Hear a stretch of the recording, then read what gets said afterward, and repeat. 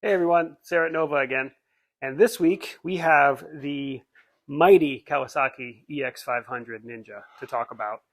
This particular one has been prepped for racing, but before we get into the details of this bike, the EX500 Ninja in general is a workhorse of a motorcycle. They made it from '87 to 2009, so a 22-year run. And people, they have a reputation that goes from it's a beater bike to it is one of the greatest bangs for your buck motorcycles you can possibly find. Coming out in '87, it's sort of generationally into the modern superbike era. Modern meaning, not the vintage Norton Commandos that we talk about, that kind of stuff. The frame is a twin spar frame. We're well past the tube cradle frame, stuff like that. Twin spar box section frame, tubes, box section square tube. And the engine is essentially half of a Kawasaki GPZ 900. Not exactly, but obviously you can look at it, see where the design is. The GPZ 900 being the Top Gun bike, very popular and groundbreaking sport bike of its time. Arguably the beginning of the '80s superbike era, one of several bikes that defined that. So by the time this bike came out, there had been big bikes. The handling and motor issues of the '70s that Japanese bikes suffered with were getting solved, meaning the bikes could actually handle a little bit and keep up with the amount of power they were putting out. And the Kawasaki was looking for a budget bike to build, and they said, let's take what we have and just make it a little smaller. So they took a lot of the concepts from those bigger super bikes, the GPZs, and made it into essentially a fun commuter bike or all-around bike. It's a sport bike, but the handlebars, the riding position is higher. This one has clip-ons lower for racing, but the stock ones, you can see the mounting points there. They bolt onto the top triple tree, and they come up quite high for a sporting bike. More like a position that you would see on a standard bike or a standard sports standard now, something like FJ9 or something like that, that we have in the modern day. They were capable. I mean, it doesn't weigh very much. I don't know, but it's talking probably around 400 pounds, and puts out 50 horsepower at the wheel, which is not a lot by modern standards, but for a bike that's that small and can put out that much to the wheel, it's pretty impressive. A lot of the vintage 500s don't do that. The older 70 stuff, you end up with 30 something at the wheel if you're lucky, and a bike that's quite a bit heavier.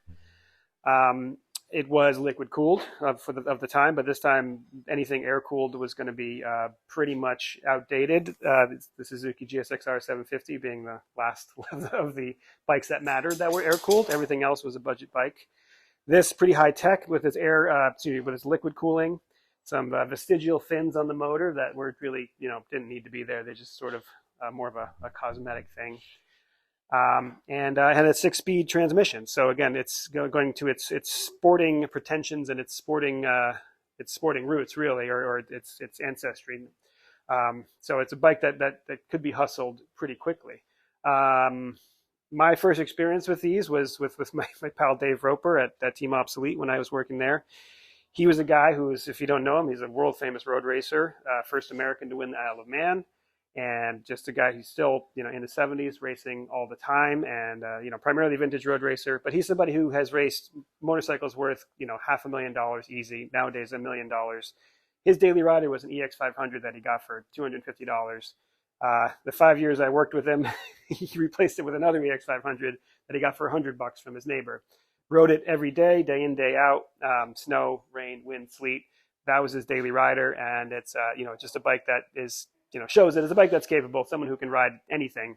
Chose something to get around on that was good enough and could be hustled around, and was reliable.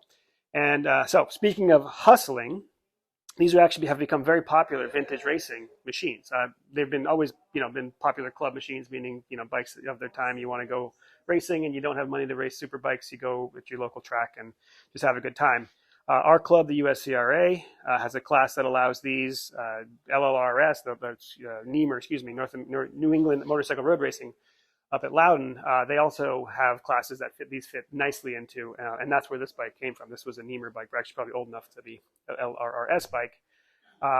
But they do a lot, and they do what they do well enough that it's hard to argue that you need more unless you're really riding at a top tier level. I know that I have been passed by these and just embarrassed silly on the track by these when I'm standing still. On my 500 Marini, which is a generation before this, I'll be flying around a corner and somebody would just come by on one of these and drag their knee right around the outside of me, and I just feel like I'm standing still.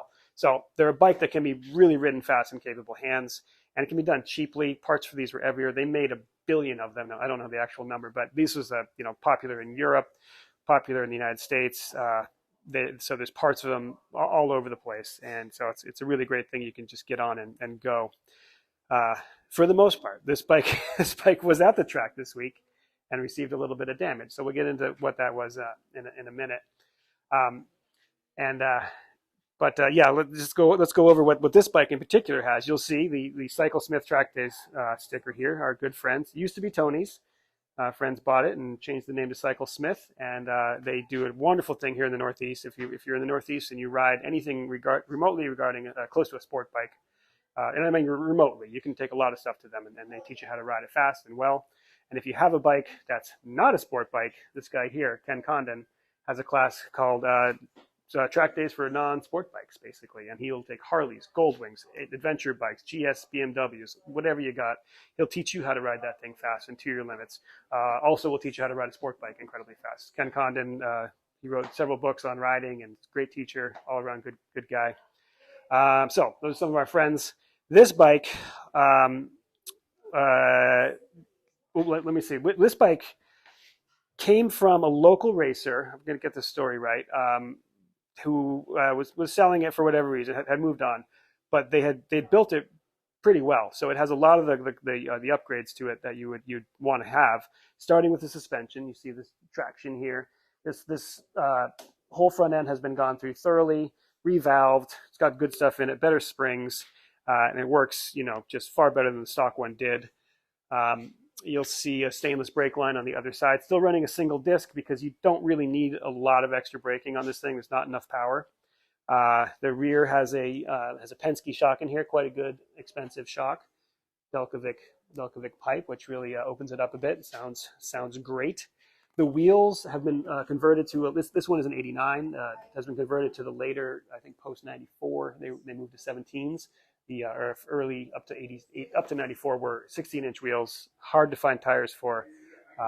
So 17s are much better, a lot more rubber on it. You can fit any kind of modern compound on there, which is cool. It's got these really cool CR carbs.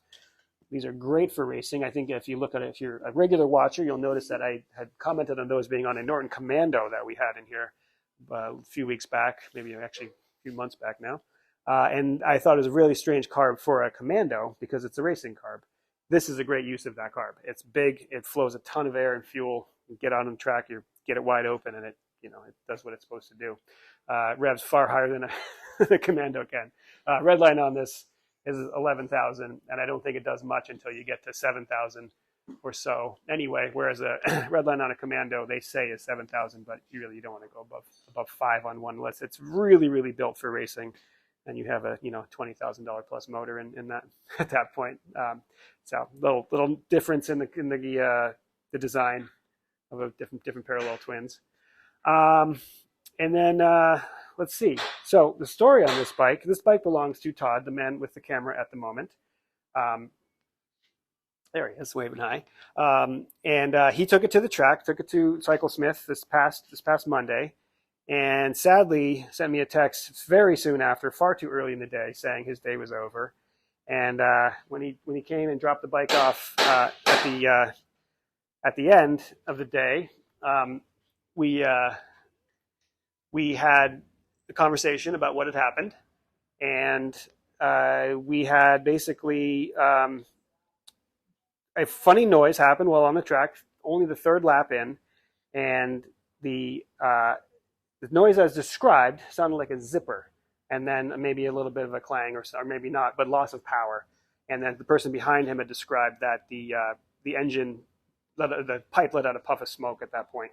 So I immediately started thinking cam chain tensioner, that sound of a zipper, much like a cam chain tensioner.